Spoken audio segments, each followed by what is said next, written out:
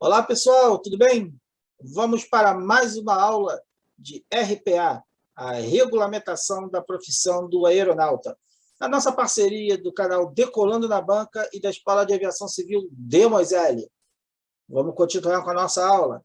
Para você que quer se tornar comissário de bordo, ou um piloto de avião, ou um mecânico de voo, que você quer ser tripulante. Vamos lá.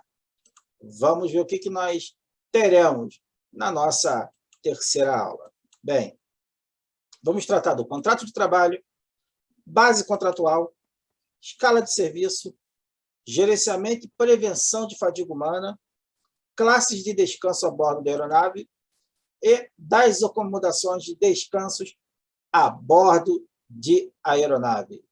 Ok? Esses vão ser os tópicos que nós iremos trabalhar nessa terceira aula. Chega de conversa e vamos adiante.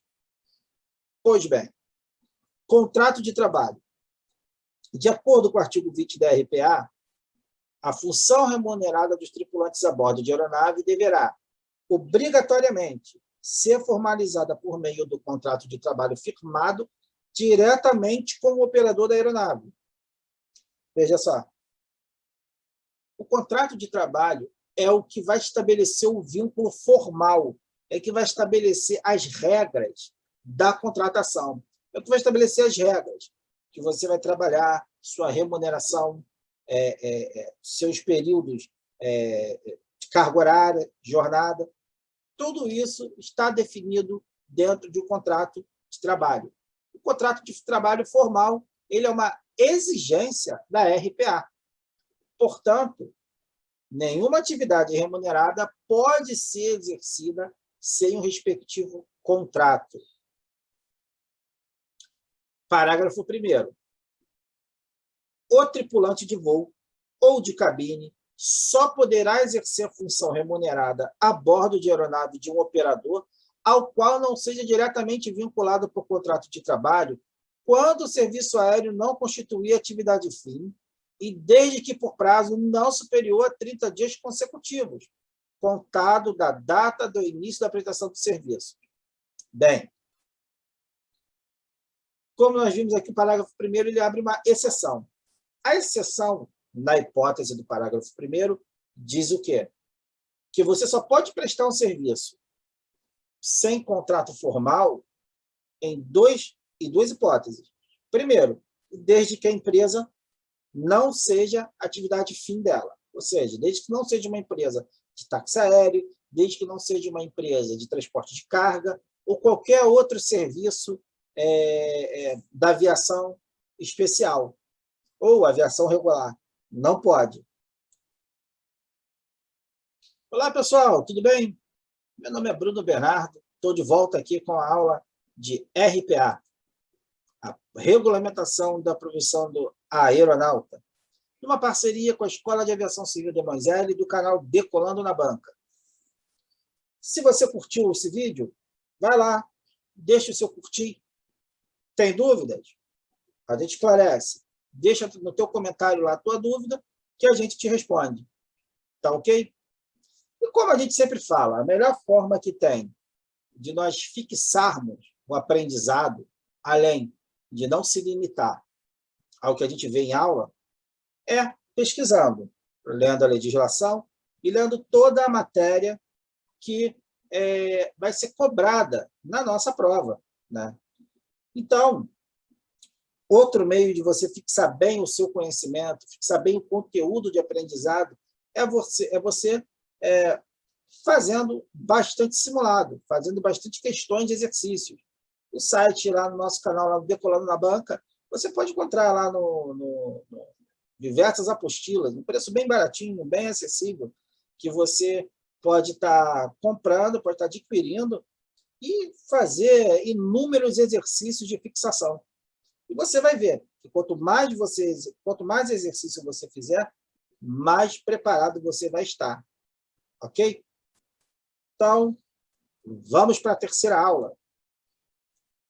O conteúdo da nossa aula hoje, nós veremos contrato de trabalho, base contratual, escala de serviço, gerenciamento e prevenção de fadiga humana, classes de descanso a bordo da aeronave e das acomodações de descanso a bordo da aeronave. Esses são os tópicos que nós iremos trabalhar hoje na nossa terceira aula. Bem, vamos para o contrato de trabalho. Artigo 20. A função remunerada dos tripulantes a bordo de aeronave deverá, obrigatoriamente, ser formalizada por meio de contrato de trabalho firmado diretamente com o operador da aeronave. Aqui, logo no início, o artigo 20 ele já diz que nenhuma função remunerada a bordo de aeronave pode ocorrer senão por meio de um vínculo empregatício entre o tripulante e o operador aéreo. Esse vínculo empregatício ele é materializado através do quê? Do contrato de trabalho. É no contrato de trabalho que estão todas as regras do jogo. É no contrato de trabalho que está estipulado os seus vencimentos, está estipulada a sua jornada de trabalho, está tudo ali. Sendo que o conteúdo desse teu contrato ele tem que estar de acordo com a lei, de acordo com a legislação. Tudo certo? Vamos adiante. Parágrafo 1º. Já começam as exceções. Vamos ver qual é a exceção. A exceção que diz é, parágrafo 1º, o tripulante de voo ou de cabine só poderá exercer função remunerada a bordo de aeronave de um operador ao qual não esteja diretamente vinculado por contrato de trabalho, quando o serviço aéreo não constituir atividade fim e desde que por prazo não superior a 30 dias consecutivos, contado da data de início da prestação dos serviços. Aqui a exceção ela é muito clara. Ela já pontua que esse serviço que você prestar, ele não pode constituir atividade fim daquela empresa. Ele não pode constituir atividade fim daquele operador aéreo. E o que seria atividade fim? Bem, a atividade fim é a atividade na qual a empresa ela ofere lucro. Ou seja, nesse caso aqui, o que seria atividade fim nesse caso? A atividade fim seria uma empresa de táxi aéreo, uma empresa de transporte de carga e uma empresa de transporte de passageiros, uma empresa regular. Então, isso seria atividade fim. Ah, mas espera aí, quem vai ter uma aeronave e que não tem atividade fim? Ora, você não sabe? Gustavo Lima, lá, cantor sertanejo, ele vive de exploração do serviço de aeronave? Não, ele vive da música. Então, nada impede que ele possa contratar um tripulante, um piloto, ou alguém para prestar o serviço de bordo por um curto período, um período remunerado. Ou seja, nesse caso, só para cobrir mesmo, de repente, o piloto dele que é contratado, então o comissário que é contratado dele para cobrir um período de férias, por exemplo. Então, essa contratação temporária ela pode ocorrer sem o vínculo do contrato de trabalho. Então, portanto, nós sabemos que o conceito de atividade fim é a empresa que explora o serviço e ofere lucro com isso. Ok? A empresa que ofere lucro com isso, ela não pode ter nenhum funcionário sem contrato de trabalho. A única exceção que pode exercer sem contrato de trabalho restrito ao período de 30 dias é se não for uma empresa ou o contratante não seja atividade fim. É o caso do Gustavo Lima, por exemplo, que tem o próprio jatinho dele, e não vive da exploração do jato, e sim da exploração dos nossos ouvidos. Ok? Vamos adiante. Bem, continuando no tópico de contrato de trabalho, vamos ao parágrafo 2º do artigo 20. E o que me traz o parágrafo 2º? Vamos ver. A prestação de serviço é remunerado, conforme prevê o parágrafo 1º deste artigo, aquele que nós acabamos de ver, não poderá ocorrer por mais de uma vez ao ano. Opa! e deverá ser formalizada por contrato escrito, sob pena de presunção de vínculo empregatício do tripulante diretamente com o operador da aeronave. O que ele está dizendo aqui? Bem, só pode ocorrer esse serviço temporário uma única vez durante o ano, só um único período, que é o que está lá estipulado no próprio parágrafo 1º, que é um período restrito a 30 dias. Ou seja, além disso, não pode. Ou seja, só uma vez por ano. Não pode ser duas? Não, não pode ser 2 e 3, também não. 1,5, também não. É um. É uma vez por ano só e acabou. Não tem mais discussão sobre isso, não. Vamos adiante agora. Parágrafo 3º. Pô, mais um parágrafo? Sim, mais um parágrafo. Vamos adiante. O disposto deste artigo não se aplica quando o operador da aeronave for órgão ou entidade da administração pública no exercício de missões institucionais ou de poder de polícia. Quando isso ocorre? Simples. Quando existem aquelas convocações que o profissional ele tem que comparecer, tá? E, em decorrência da falta de material, de força humana ali, né?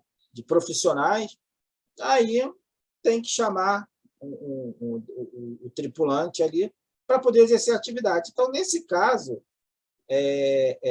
o contrato de trabalho ele não precisa ser formal, não precisa haver aquela formalidade e também não está adstrito ao período de 30 dias. Ou seja, pode ir sem necessidade da contratação, mas isso são exceções, isso são hipóteses não muito aplicáveis no dia a dia. Então, se na banca vier estipulando, formalizando a questão no seguinte sentido, que o profissional, o tripulante, ele só pode exercer a atividade dele com contrato de trabalho? Sim. E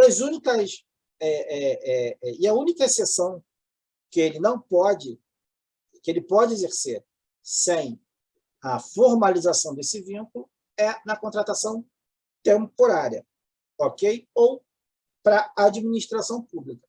Essas são as únicas duas hipóteses em que é permitido que o tripulante, que o aeronauta, exerça a função remunerada sem contrato formal de trabalho. Ok? Vamos adiante. Continuando em contrato de trabalho. Artigo 21.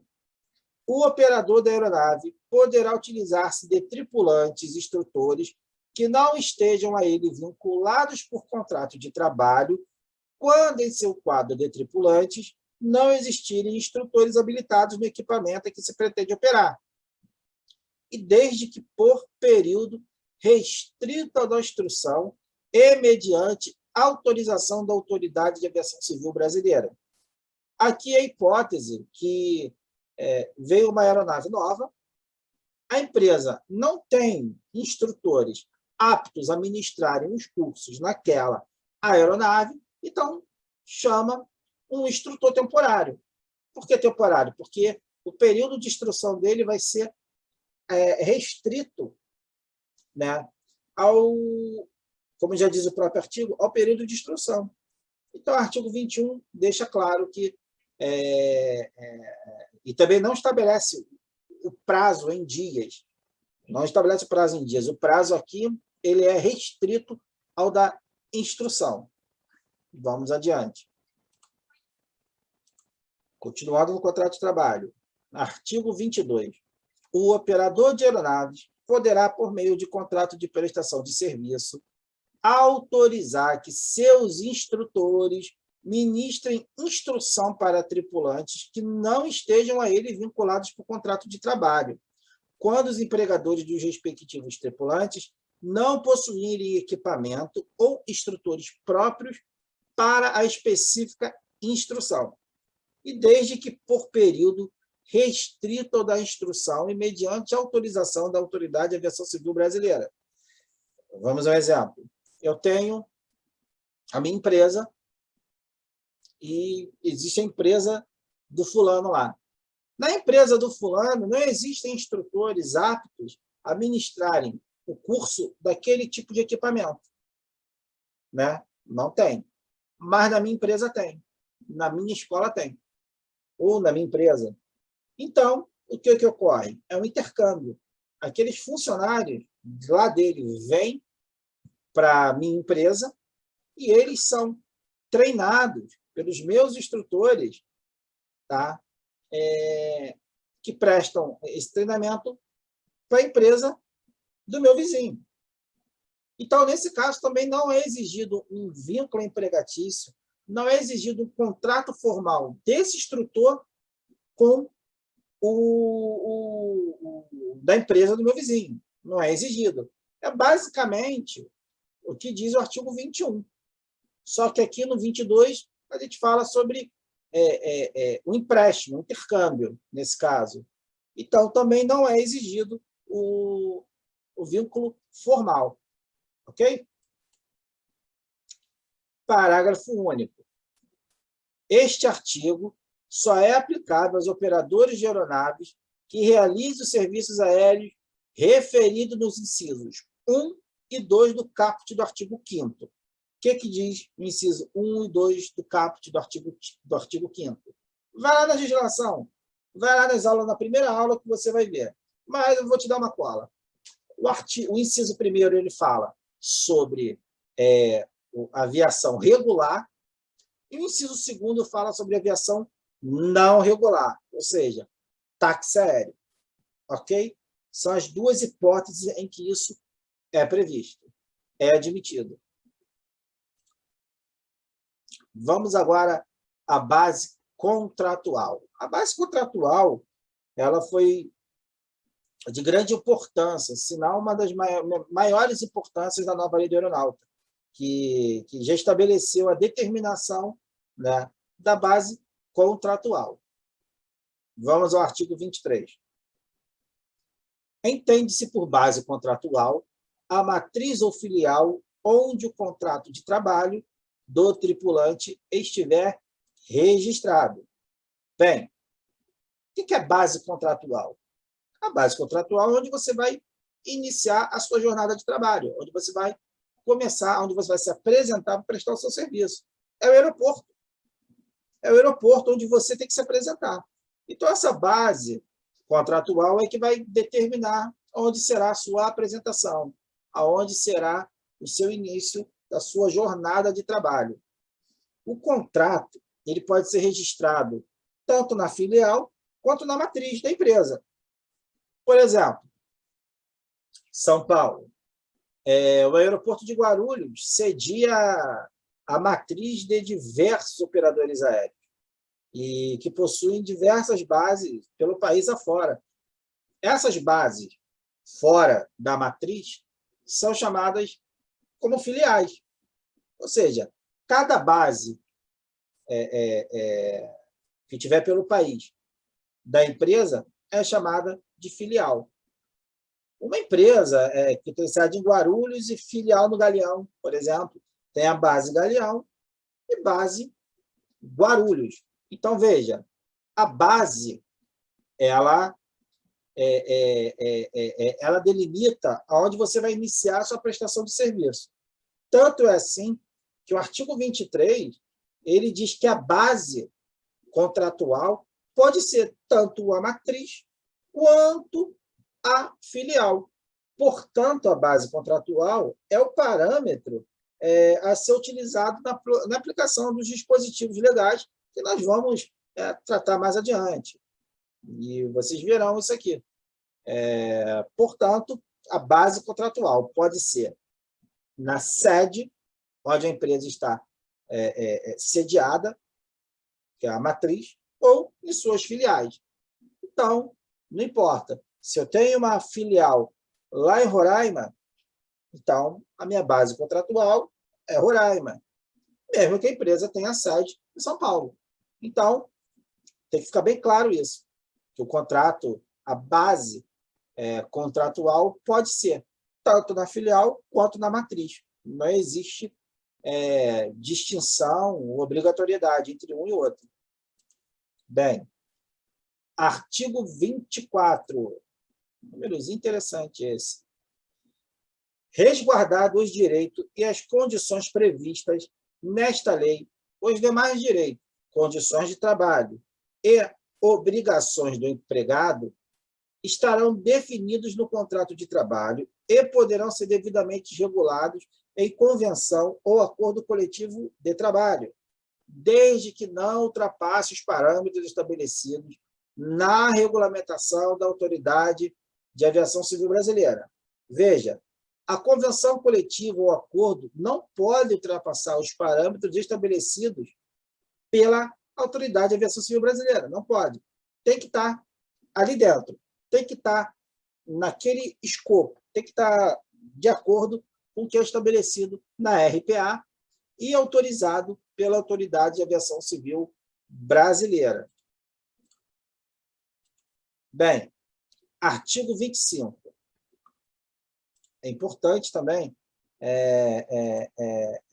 darmos uma estudada a partir daqui, né, com um enfoque muito maior. Vamos lá no artigo 25. Será fornecido pelo empregador transporte gratuito aos tripulantes de voo e de cabine, sempre que se iniciar ou finalizar uma programação de voo em aeroporto situado a mais de 50 quilômetros de distância do aeroporto definido como base contratual. Se na programação de voo ali, o voo te deixar distante do aeroporto designado, a empresa ela deverá providenciar o transporte para você, e isso está formalizado na lei. Antes, isso aí era só através de acordo coletivo, né? Hoje não. Hoje a lei ela prevê expressamente a obrigatoriedade do operador aéreo em disponibilizar o transporte para você. Por exemplo, se teu voo, a tua base, ela é Guarulhos, e o voo ele finaliza em Congonhas. Então, a empresa ela tem que disponibilizar o transporte para você. Ou vice-versa. Vamos adiante. Parágrafo 1º. O tempo de deslocamento entre o aeroporto, definido como base contratual, e o aeroporto designado para o início do voo será computado na jornada de trabalho e não será remunerado. Bem, embora esse tempo de serviço, esse tempo de deslocamento não seja remunerado, ele será computado na sua jornada de trabalho, ou seja, o deslocamento será considerado como hora trabalhada, o que acaba se tornando vantajoso para o aeronauta. Hoje, por exemplo, você sai do teu trabalho, perde 2, 3 horas até chegar na tua casa, ou até chegar no local de descanso. Isso não é considerado na hora de você computar na tua jornada de trabalho. Isso não é considerado. Mas, para o aeronauta, sim. Isso é considerado. Esse tempo de deslocamento ele é considerado. E vamos ver o tempo. O parágrafo 2º, ele traz um esclarecimento. No caso de viagem que termine em aeroporto diferente do definido como base contratual e situado a mais de 50 quilômetros de distância, a jornada de trabalho será encerrada conforme disposto no artigo 35, e o repouso mínimo regulamentar será acrescido de, no mínimo, 2 horas. Ou seja, na hipótese do parágrafo 3º, do parágrafo 2º, você terá um adicional de repouso de 2 horas. Se você teria direito a 12 horas de repouso, em razão desse deslocamento, você vai ter acrescido 2 horas no seu tempo de repouso. A regra do artigo 35 nós veremos mais à frente. Vamos adiante. A escala de serviço do serviço aéreo regular e de carga. A prestação de serviço do tripulante empregado no serviço aéreo definido no inciso 1, ou seja, do caput do artigo 5º. Inciso 1, nós sabemos que é aviação não regular. Quer dizer, é a aviação regular, desculpa. Respeitados os períodos de folga e repousos regulamentares, será determinado por meio de, vamos lá, inciso 1º, escala no mínimo mensal, divulgada com antecedência mínima de 5 dias, determinando os horários de início e término de voo, serviços de reserva, sobreavisos e folgas, sendo vedada a consignação de situações de trabalho e horários não definidos. Veja, a escala ela deve trazer todas essas previsões: sobreaviso, reserva, horário de início e término dos seus voos, a base onde vai iniciar e onde vai finalizar o teu voo, tem que trazer tudo isso. Inciso 2º. Escala ou convocação para a realização de cursos, reuniões, exames relacionados a treinamento e verificação de proficiência técnica. Essas questões elas podem vir dentro da escala, que é o mais normal, como pode vir também uma convocação posterior. Normalmente, para fins de controle, a empresa joga isso dentro da escala, ou seja, quando você receber a tua escala, você já vai ter ali uma previsibilidade de que você vai ter que viajar para fazer algum curso, ou você vai ter que realizar alguns exames exigidos pela empresa. Então, também pela Autoridade de Aviação Civil Brasileira. Então, tudo isso vai estar ali dentro da tua escala. Vamos ao parágrafo 1º. O que diz o parágrafo 1º? Em 4 meses do ano, as empresas estão autorizadas, caso julguem necessário, a divulgar a escala semanal para voos de horário, serviços de reserva, sobreavisos e folgas com antecedência mínima de 2 dias para a primeira semana de cada mês e de 7 dias para as semanas seguintes. Isso é uma exceção, tá? Ou seja, 4 vezes por ano ela pode divulgar a escala de apenas uma semana de trabalho. Mas 7 dias depois, né, da divulgação da escala, ela é obrigada a divulgar a escala do restante do mês. Vamos ao exemplo. Veja, pegamos o mês de setembro como base para nós ilustrarmos o que diz o parágrafo 1º. O exemplo aqui, vamos lá, setembro, 30 dias. Então, até o dia 28 de setembro, ou seja, 2 dias antes de findar o mês, a companhia aérea, o operador aéreo, ele pode divulgar a escala para uma semana de serviço. Nesse caso, seria do dia 1º ao dia 7 do mês de outubro.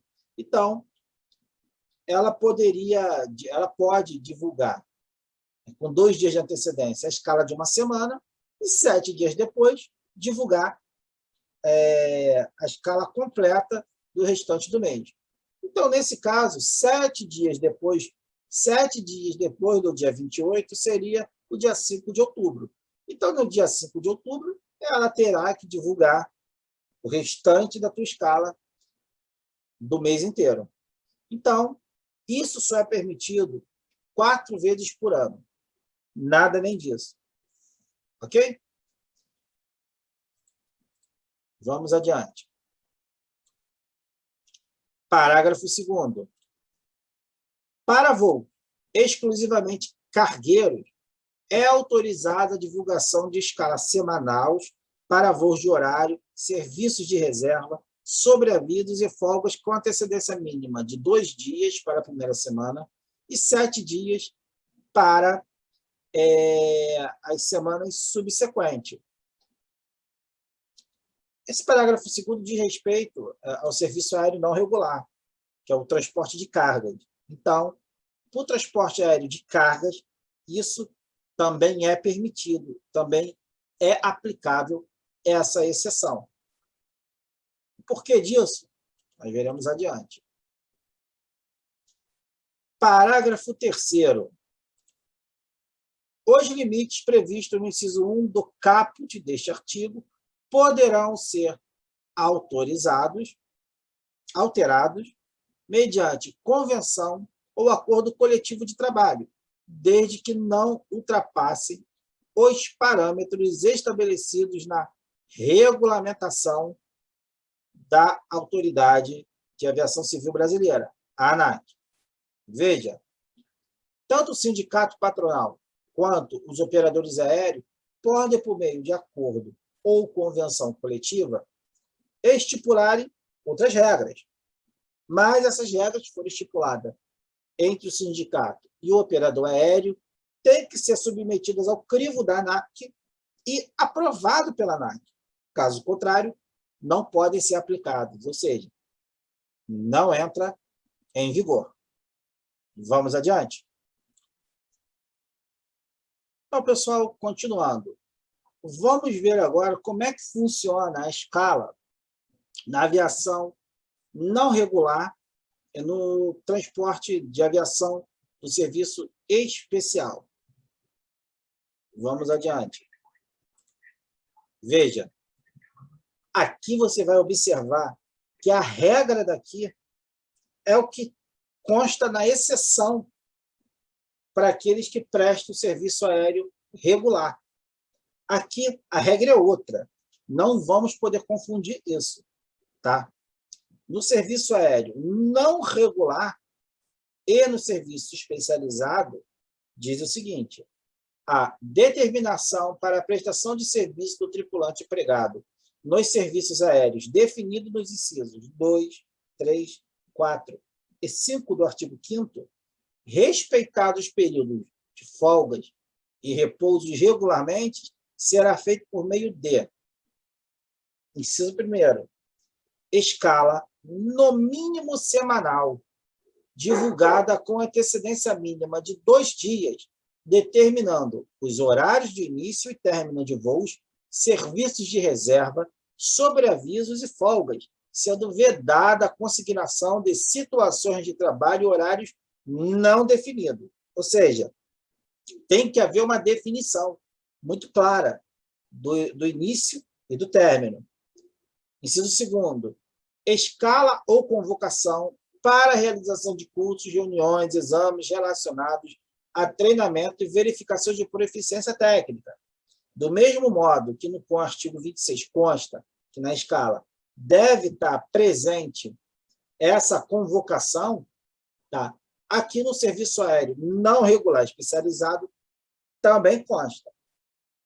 Ou seja, aqui a regra é diferente por uma questão óbvia. Aqui o serviço de aviação não regular e especializado, eles são de acordo com a demanda. Eles já não são serviços já programados, voos programados periodicamente. Aqui não. Aqui é por demanda. Então, não tem como. O operador aéreo, às vezes, não tem voo fechado para o mês inteiro. Às vezes, tem voo fechado para 1 semana, 2 semanas. Então, o mínimo que é exigido aqui é essa divulgação da escala. Parágrafo 1º. Parágrafo único. Outros critérios para a determinação da prestação de serviço dos tripulantes poderão ser estabelecidos em convenção ou acordo coletivo de trabalho, desde que não ultrapassem os parâmetros estabelecidos na regulamentação da aviação Civil Brasileira. É o acordo coletivo, como, do mesmo modo, do parágrafo do artigo 26, aqui no artigo 27, parágrafo único, esse acordo ou convenção coletiva não pode ser nada que não esteja dentro da regra aqui estabelecida, ok? E deve ser submetido ao crivo da ANAC, que é a Autoridade de Aviação Civil Brasileira. Continuando. Artigo 28. Na escala de serviço, deverão ser observados regime de rodízio de tripulantes e turnos compatíveis com a saúde, a higiene e a segurança do trabalho. Bem, gente, o que é o rodízio de tripulantes? Esse rodízio de tripulantes significa uma alternância, entendeu? Tem que ser feita uma alternância de turno. Não pode só trabalhar à noite ou trabalhar só de dia, trabalhar só de madrugada, não. Tem que haver uma alternância entre esses turnos. Parágrafo único. A programação de rodízios e turnos obedecerá ao princípio da equidade na distribuição entre as diversas situações de trabalho, para que não haja discriminação entre os tripulantes com qualificações idênticas, salvo em empresas que adotem critérios específicos estabelecidos em acordo coletivo de trabalho, e também do mesmo modo, desde que não ultrapassem os parâmetros estabelecidos na regulamentação da Autoridade de Aviação Civil Brasileira. Nesse caso aqui, ANAC. A empresa ela não pode escalar o tripulante, né, para trabalhar só durante a semana e outro tripulante trabalhar só durante o fim de semana. Ou e vice-versa. Deve haver uma alternância. Ou seja, não pode haver uma predileção para aquele tripulante trabalhar só aos finais de semana e o outro trabalhar durante a semana. Não pode. Tem que haver essa alternância. Essa é a regra do parágrafo único.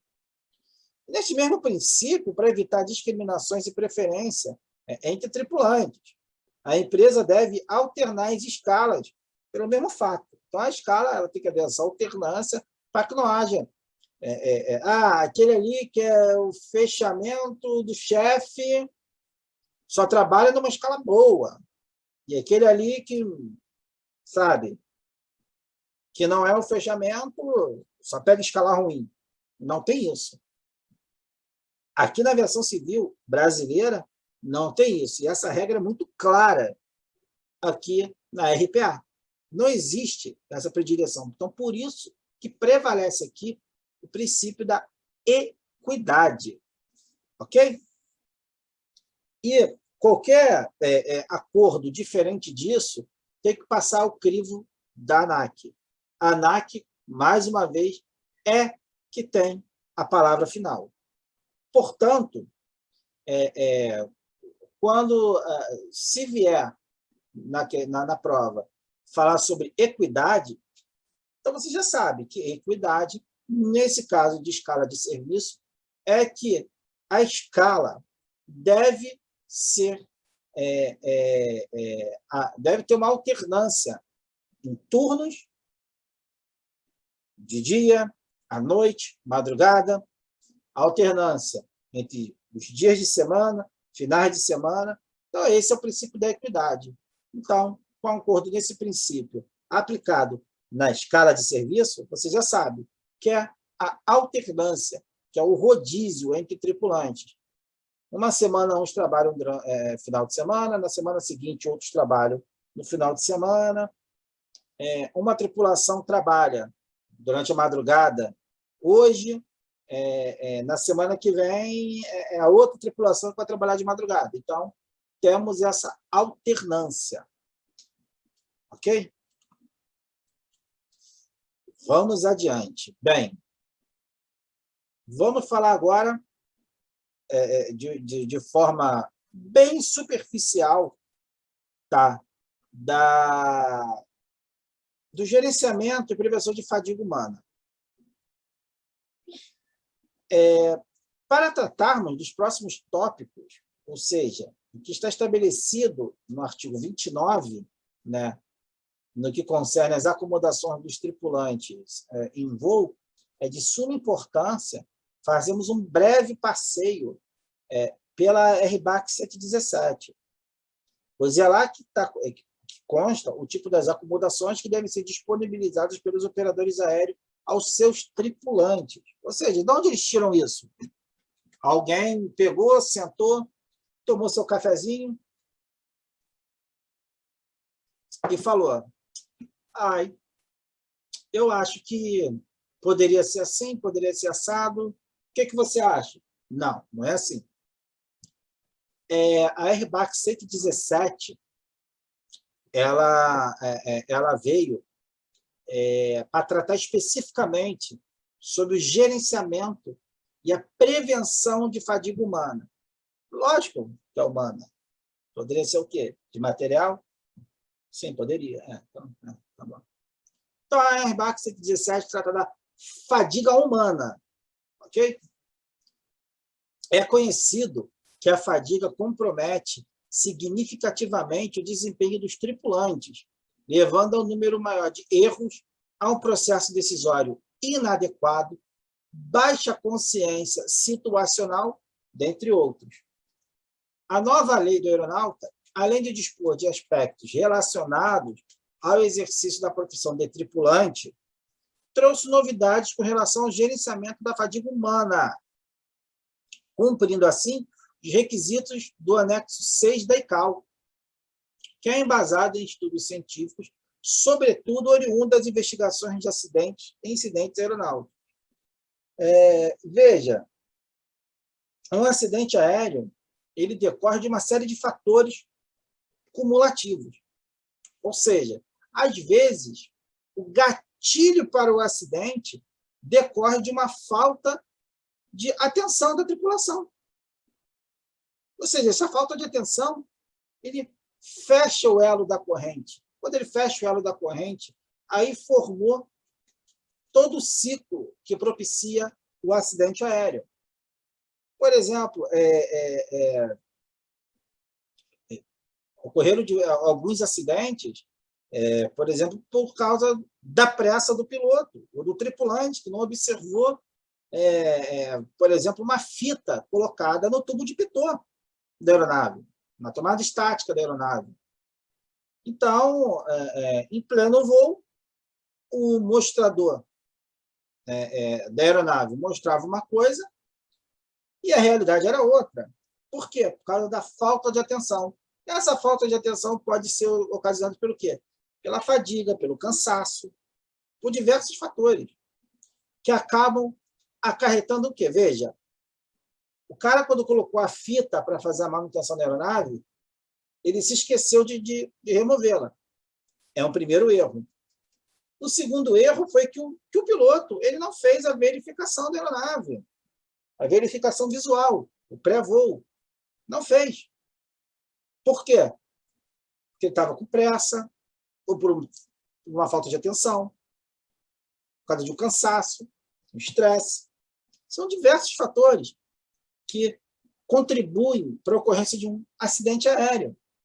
E um desses fatores, ou seja, o cansaço decorrente, a falta de atenção do piloto decorrente do cansaço dele, do estresse, da fadiga, levou que ele não observasse de forma correta, com atenção, aquela fita na tomada estática da aeronave. O que aconteceu?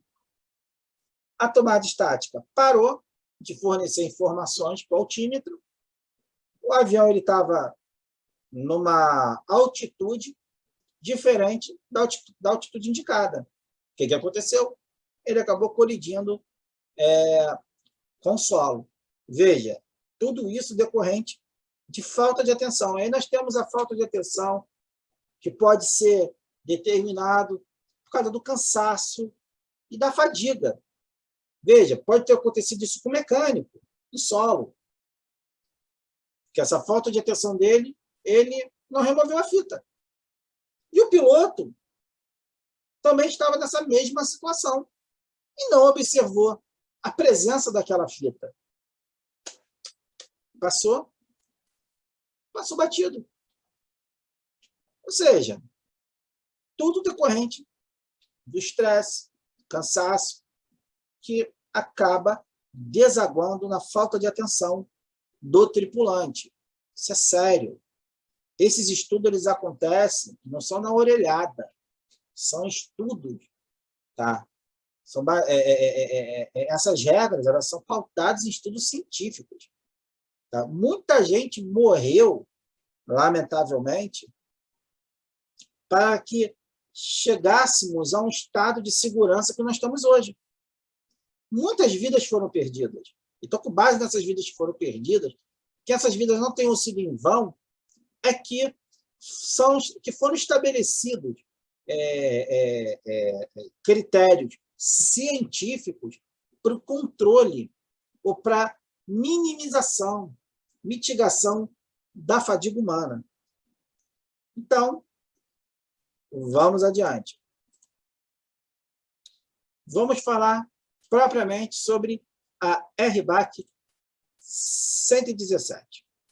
A RBAC 117, intitulado Requisitos para Gerenciamento de Risco de Fadiga Humana, tem função a complementar a lei com o que existe de mais atual que se refere ao gerenciamento prescritivo de fadiga humana nas operações aéreas, bem como possibilitar aos operadores desenvolverem novas propostas baseadas em desempenho. Essa foi uma inovação importante para a indústria brasileira, garantindo segurança aos aeronautas de uma forma que todos sejam beneficiados, sempre atendendo aos padrões de segurança operacional. A RBAC 117 traz diversos fatores de segurança operacional voltada para o gerenciamento da fadiga humana. Ela impõe responsabilidade a todos os envolvidos nas operações aéreas. Então, veja, é importante você, futuro tripulante, acabando essa aula, vai lá, dá uma olhadinha na RBAC 117, dá uma lida e veja como é que funciona o sistema de gerenciamento de fadiga e o porquê. Você vai compreender melhor, vai ficar mais fácil o teu estudo. Você não vê só a matéria aqui sobre a regulamentação do aeronauta, você não vai ficar distrito aqui a matéria. Você, quando começa a pesquisar tudo que há uma interseção, né, que acaba fluindo, né, para a matéria, você vai ver que vai ficar muito mais fácil o teu estudo, a visualização de alguns conceitos, de alguns princípios, do porquê. Fica mais fácil, fica mais objetivo. Então, você, além de ter um enriquecimento intelectual muito maior, isso vai te dar parâmetros, isso vai te dar uma base mínima para você ter um bom desempenho na sua prova da ANAC, passar com tranquilidade e ser um bom profissional, saber o porquê das coisas. Isso é importante. O porquê que aquilo é assim, o porquê que acontece, por que é assim, por que é assado. Então, é importante essa leitura. Vamos adiante.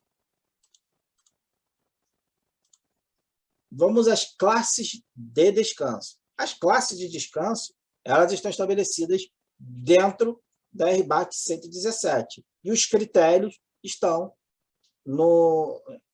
a partir do artigo 29, daqui da Lei do Aeronauta. Vamos vendo. A RBAC 117 estabeleceu 3 tipos de classes para o descanso dos tripulantes durante o voo. São elas: classe 1, cama ou outra superfície que permita dormir na posição horizontal, cuja localização seja separada tanto da cabine de comando quanto da cabine de passageiros. É o popularmente conhecido como sarcófago. Eu estava fazendo uma pesquisa sobre sarcófago, né? O sarcófago do Boeing 777 é algo incrível. Parece um hotel 5 estrelas. O sarcófago do 777, né, o 777, é melhor que muito hotel que tem por aí, tá? Bom pra caramba. Famosa sala da fofoca. Vai vendo. Vamos para a classe 2. Assento na cabine de passageiros que permita uma posição para dormir horizontal ou quase horizontal.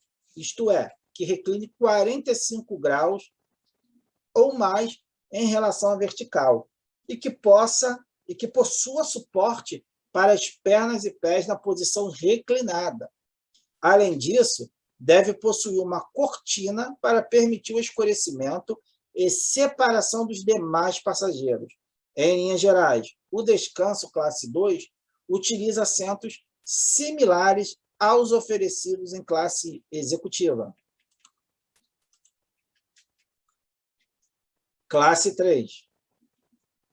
Assento que recline 40% ou mais em relação à vertical, que possua suporte para as pernas e pés na posição reclinada. A acomodação classe 3 é normalmente instalada na classe econômica, mas os assentos utilizados são diferentes dos usados pelos passageiros. Da mesma forma que na classe 2, a acomodação classe 3 também deve possuir uma cortina ou outro dispositivo que bloqueie a luminosidade e que forneça privacidade ao tripulante. Por que isso? Será que é mais aconchegante? Não. Tudo isso é baseado em estudos técnicos, em critérios científicos. Não é por acaso. Não é por acaso que isso está na lei. Não é por acaso que isso fica estabelecido na RBAC 117. Não. Tudo isso tem fundamento técnico científico. Não é por acaso. Vamos dar uma olhada no sarcófago? Aí é um sarcófago, não é do 777, mas é um sarcófago que você pode ver que tem a caminha lá, tem a área lá ao fundo, para quem quiser fofocar, sabe? Fazer futrico. Então, tá aí. Esse é o sarcófago. Tem a cortininha, tem a cama limpinha, na horizontal. Espaço muito bom. Muito bom. Esse é o classe 1. Vamos para classe 2. Basicamente o mesmo que a poltrona da classe executiva. Travesseirinho, cadeira que movimenta quase na horizontal. Maravilha. Essa é a classe 2. Observem, tem a cortininha separando dos demais passageiros. Essa é a classe 3. Na classe 3, embora que não apareça a cortininha, existe a cortininha também para separar dos demais passageiros e para escurecer o local de descanso. Vamos agora das acomodações para descansos a bordo de aeronave. Vamos agora ver o que está de acordo com a lei do aeronauta, de acordo com o artigo 29. Será assegurado aos tripulantes de voo e de cabine, quando estiverem em voo com tripulação composta ou de revezamento, descanso a bordo da aeronave, em acomodação adequada, de acordo com as especificações definidas em norma estabelecida pela Autoridade de Aviação Civil Brasileira. A norma estabelecida pela Autoridade de Aviação Civil Brasileira é a RBAC 117. A RBAC 117 é que traz o critério técnico e define o tipo de acomodação para cada tipo de tripulação. Vamos lá. Aos tripulantes de voo e de cabine, realizado voos em tripulação composta, será assegurado o número de acomodações para descanso a bordo igual ao número de tripulantes somados à tripulação simples. Opa, não entendi. Deixa eu ler de novo. Parágrafo 1º. Aos tripulantes de voo e de cabine, realizando voos em tripulação composta, será assegurado o número de acomodações para descanso a bordo igual ao número de tripulantes somados à tripulação simples. Caraca, como quer dizer isso? Bom, vamos ilustrar. Uma tripulação simples tem 4 tripulantes: comandante, copiloto, mecânico, comissário. E a tripulação composta? Na tripulação composta, nós temos o comandante, o copiloto, o mecânico, o comissário de voo, mais um comandante, mais um mecânico de voo e mais 25% do número de comissários a bordo. Ou seja, é esse número de tripulantes que excede ao número da tripulação simples que vai determinar o número de acomodações. Por exemplo, se na tripulação simples eu tenho 6 tripulantes e na composta eu tenho 12 tripulantes, então o que vai definir é o número excedente. Ou seja, a tripulação simples é 6. Passou para a composta, tem 12. Qual a diferença de um para o outro? É 6. Então, eu tenho que ter 6 acomodações para esse tipo de tripulação. Ok? Prestar bem atenção nisso, hein? Vamos adiante. Aos tripulantes de voo e de cabine, realizando voos em tripulação de revezamento, será assegurado número de acomodações para descanso a bordo igual à metade do total de tripulantes. Aqui, o dispositivo ele traz uma sopa de letrinha. No entanto, a resolução é assim. Veja, quando ele fala igual à metade do total de tripulantes, significa dizer que, se tenho 20 tripulantes no total, a metade de 20 tripulantes é 10. Então, deverá haver 10 acomodações. Entendido? Então, o número de acomodações é definido pelo tipo de tripulação. Se tivermos uma tripulação composta, será um número que exceda a quantidade de tripulantes da tripulação simples, que nesse caso aqui, se a tripulação simples são 6 e na composta eu tiver mais 6, então o número de acomodações é o excedente, é o 6. E no caso do parágrafo 2º, as acomodações devem ser o equivalente à metade do total de tripulantes. Se eu tenho 20 tripulantes, logo a metade de 20 tripulantes é 10. Viu como é que eu sou bom de matemática?